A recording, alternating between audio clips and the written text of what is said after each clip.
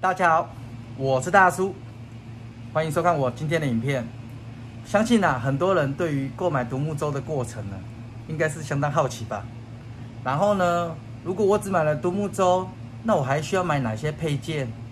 那正巧大叔今天要教3条新的舟给我们的新的舟友。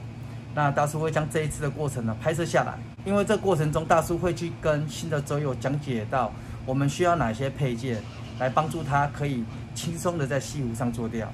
我相信这一集应该对大家会相当有帮助。OK， 那我们影片继续给它看下去咯。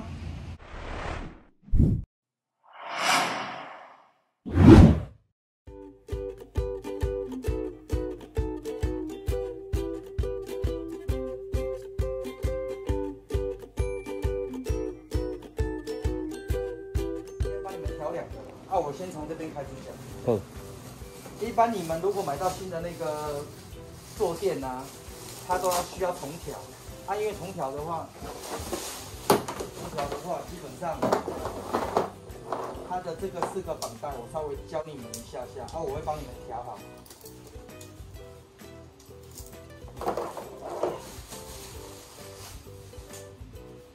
它这边会有这边有上下两个绑带，这边也会有上跟下绑带。上面这个绑带是扣在前面这个地方，上面的这一条是扣在这个地方，下面的这一条是扣在这个地方。所以你们以后去划独木舟的时候也都是这样扣。那因为它全新的时候，它是全新的，所以我们现在要先帮你去抓你的那个靠背的那个紧。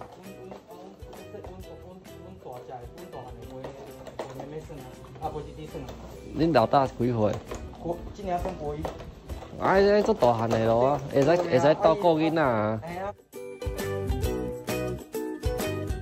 这个是把那个多余的带子把它拉到刚刚，然后这个地方就是要。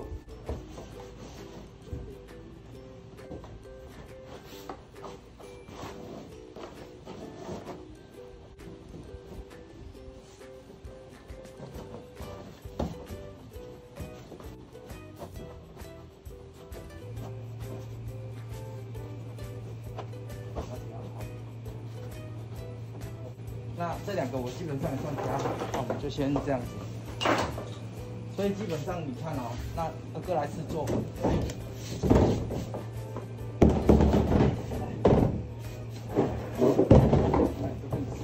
可以站在那边，你的背来给这个，可以吗？因为它主要是这边你要有挺住，不然的话，我们如果没有挺住的话，你这边的背会很不容易不舒服。当然还可以再微调，但是通常是大概会拉到一个这个背的挺度，这样子有个可以依靠的深度就可以了。OK 嘛？好 ，OK。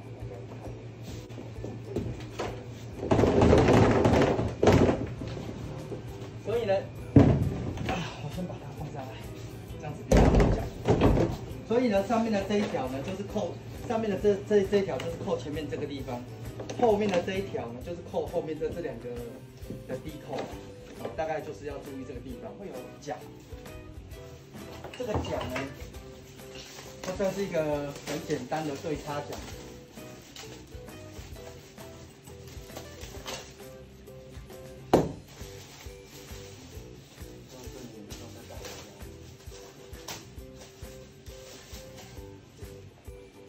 它这边有那个3个洞我一般是对准中间曾经有人说它可以有一点角度，可能会比较好划，但是因为我们不是专业在划那个独木舟的，所以我们只要是一般都要正常就这样就好，然后2个弧面这样子，然后我们就是这样划舟都是这样划。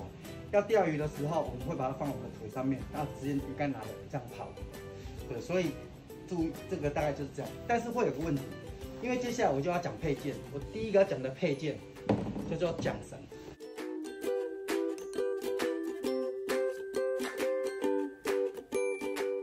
就是这个里面要可以加购的东西。那这个桨绳是用来干嘛的？它主要的目的是用来固定，不然你这个有可能会掉到水里面，它可能就跑掉了。所以这个低扣全部都是用来扩充跟你的东西固定的地方的绑住的地方。所以这个怎么用？它就是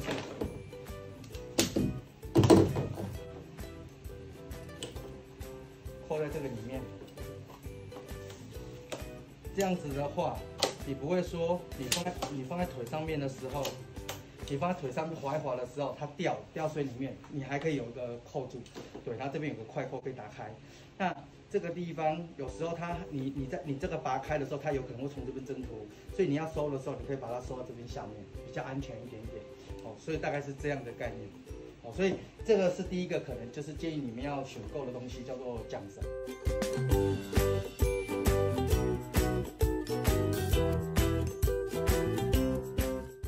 那因为我们现在独木舟钓鱼的时候是在西湖，西湖它是有涨退潮，所以它涨退潮它会有个东西有流，所以我们怎么样让我们的舟可以很轻松的面对流的问题？所以呢，我们就会加装滑轮系统。那滑轮系统我们已经帮你装好了，好，你们装两边嘛，哈，这边有一边，这边一边。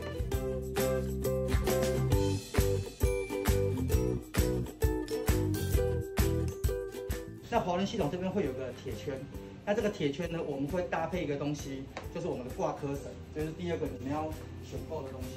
那挂科绳就是像这个东西，它是一组是左边右边都有，它是左右边两组拿起来。那这一边的就扣在这边上面 ，OK。另外一边呢，就扣在这一边的铁环上面，这边有个铁环，好 OK。那铁环上去以后呢，比如说好。这边这个现在这边是刻住，你像套着，对不对？那我把这个往前送的时候，这时候我的船就会慢慢往后退，我就会顺着流去钓。好啊，如果我钓一钓，我想要再换角度的时候，我只要把上面的这个环往回退，像这样的话，你的船就会慢慢的就会变一半，一直到推到最后面，它的角度就会整个变掉另外一边的180。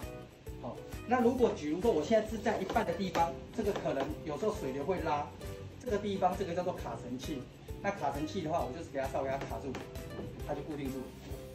好，这个卡绳器，它主要就是说我的绳子要在里面绕一下，有没有？它就卡住了。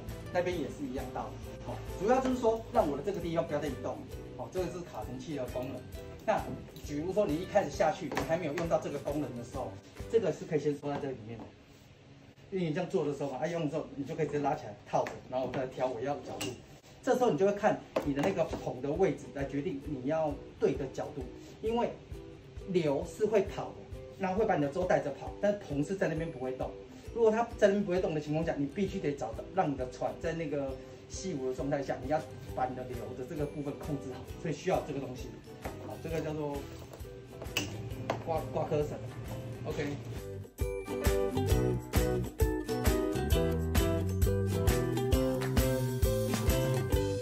然后呢，要今天给你们推荐一个东西，要看你们觉得那个我们在钓那个路亚的时候，有时候涨潮，也路亚会搞点那个科串，科串水，如果你是水很浅的时候，你还可以用手去解那个路亚，但是如果水很深的时候怎么办？这个我们用这个来做路亚解救器，它的设计就是这边有可以把关节打松，可以调你要的长度。有没有？你要长度再把它锁紧，所以这时候你可以顺着那个线进去了以后，会去用到那个科串，然后稍微可以让你去把你的路亚救起来。对，那这个东西我已经救了好几次，很方便。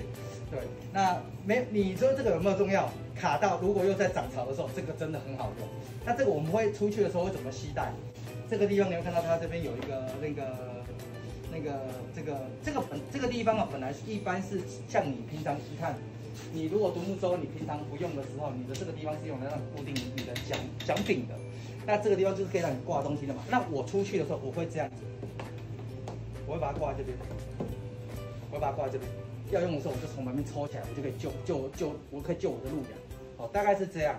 但是如果前提是那是玩路亚，如果你是玩活饵、前打、浮标，那就不需要用到这个东西了。好，只是针对你有在玩路亚，会建议用到这个东西。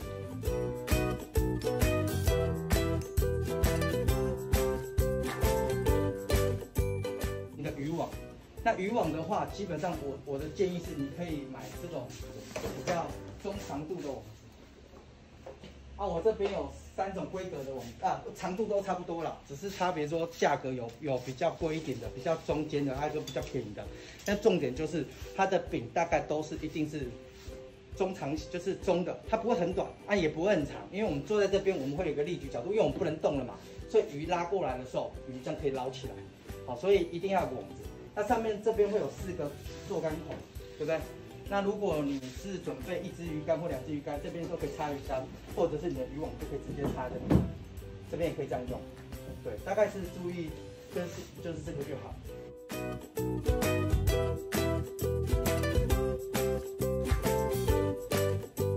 那如果你基本上你是空车来的话，我们会有那个所谓的泡棉的软式车架，因为有些人他的车顶是没有硬式车架的，所以你可以用这个东西来取代你的硬式车架，然后你就可以把独木舟载回去。那这个一组的话，它是2个软泡棉的垫子加上绑绳，可以把你的独木舟固定住。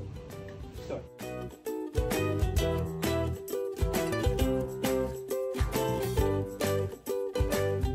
然后你的这一台啊，有一个很重要的重点。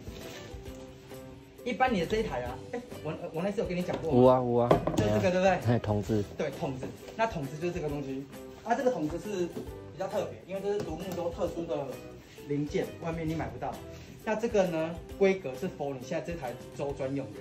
好，那它就是可以改成筒子这样放置。好，这个筒子这样的话，我们看到这个袋子就很不好用，我们可以把这个拿掉，换成这个筒子。那这时候我们就可以这样子把它关起来就可以了。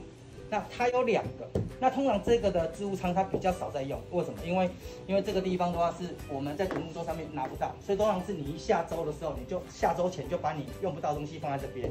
那这边的话是放你会用到的东西，好，那就看你们到时候你们是要，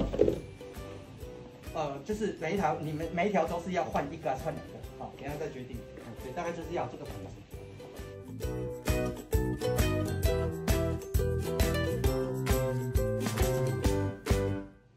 我不晓得你们钓完，不管你们钓什么，你们钓完上来以后，一般我们有2种做法，一种是回到家，我跟表妹有最洗有清洗，就回家洗；还有一种是我们在现场洗。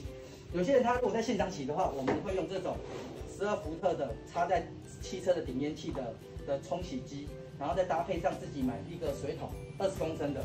我们这个原因是因为我们有时候会现场，等于说独木舟上来以后，我们会插这个，然后插电源，然后这个接水桶，然后我们会这样洗舟，然后把独木舟洗干净，旁边稍微晒干一下，挖这个钉鞋啦，或者是一些卷线器啦、鱼竿啦、路亚东西全部都清洗完。清洗完，我们等于是现场把它处理完以后，再换上干净的衣服再回家。那有时候我早期是回家以后再来洗，但是你换完干净衣服回来又又全身都是汗，所以有些人如果你是有需要在现场要洗舟的话，这个会很方便。OK。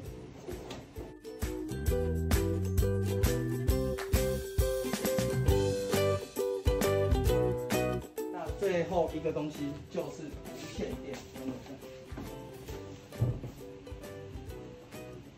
因为你只要是2个人下去以上，你一定会需要无线电的，不然你在海上你是没有办法。因为我们下去的时候在科棚，你知道很多位置，所以大家会分开，所以在海面上大家在互相讲话的时候就是用无线电。那无线电的话是一个蛮不错的东西啦，我们都会建议。那它主要就是说看频率，就是说你买的话就是看你的那个群组的频率。